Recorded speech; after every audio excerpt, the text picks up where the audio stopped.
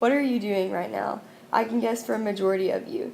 You're most likely listening to this and having something else pulled up or doing another small task and half listening. Now, many of you are probably smiling because I guessed correctly. This is what we call multitasking, and everyone is guilty of doing it. But do you know exactly what multitasking does to your focus and to the achievement of the task you are attempting to complete? Listen to find out. We live in a world today where multitasking is the normal thing, whether that be trying to read and watch TV, do house chores while listening to music, whatever it is, it's just constantly switching back and forth between two or more things. This is seen a lot of times at universities where students are trying to accomplish many things due on a particular day. This is why I'm specifically targeting you, college students. Please listen up to get the facts and myths about multitasking and to hopefully cause you to want to change your homework habits into making them more successful. In the article 12 Reasons to Stop Multitasking by Amanda Macmillan, she even says that doing one thing in today's society seems wasteful. We are so fast-paced. What exactly is multitasking, may you ask?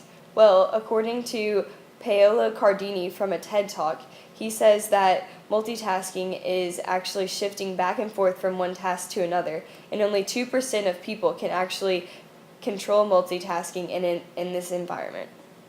Lisa Quast says in her article from Want to Be More Productive, Stop Multitasking, says that the problem is that it's all shifting back and forth between tasks and it's not efficient because each time we do it, it causes our brain to take time to refocus, and it can even reduce productivity by 40%. Macmillan backs that up by saying that our attention is expanded on the act of switching gears, and so we never really get into the zone for either activity. She also states that 75% of college students who walked across a campus while talking on their cell phones did not notice a clown riding a unicycle nearby. This is what they call unintentional blindness. This is saying that even though the cell phoners were technically looking at the surroundings, none of it was actually registering in their brains.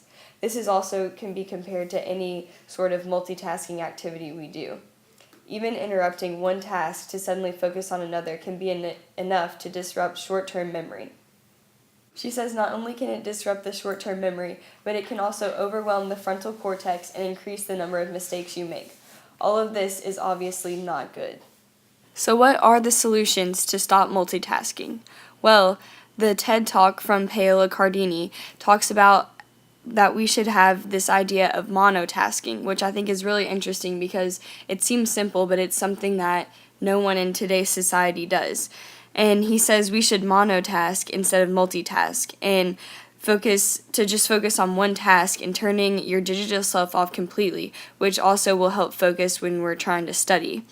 And he says that it's hard to do, but to try to find the monotask spot within the multitasking world, which I think is also another really interesting concept.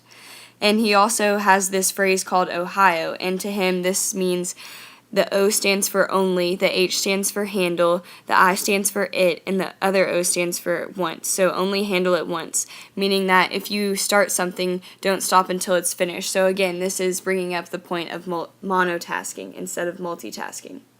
So in conclusion, I hope by now you have stopped multitasking and are just listening to this, although it is unlikely. We live in a world where multitasking has become the norm for everyone to do. However, I hope listening to this has made you rethink your habits. My goal was to show you that multitasking actually is not all that great for us, and the majority of people cannot actually do it successfully. I hope in the future you are able to take a step back from this crazy busy world and strive to monotask to accomplish things much more efficiently.